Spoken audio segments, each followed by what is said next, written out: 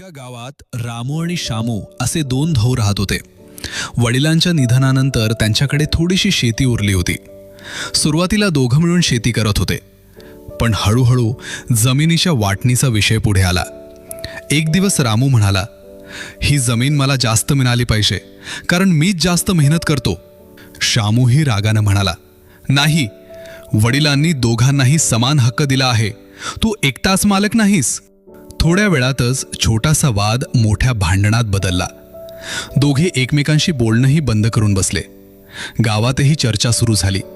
भाऊ भाऊ जमिनीवरून भांडत आहेत. गावातील एक शहाणा म्हातारा माणूस त्यांच्याकडे आला. त्याने दोघांनाही शांतपणे सांगितलं, तुम्ही दोघे भाऊ आहात. जमीन आज आहे, उद्या नाही.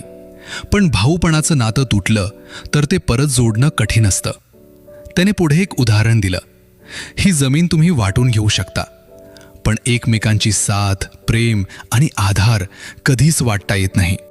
हे ऐकून रामू आणि शामू दोघंही शांत झाले. त्यांना आपल्या चुकीची जाणीव झाली. त्यांनी एकमेकांची माफी मागितली आणि ठरवलं, जमीन समान वाटून घ्यायची, पण नातं कायम जपायचं.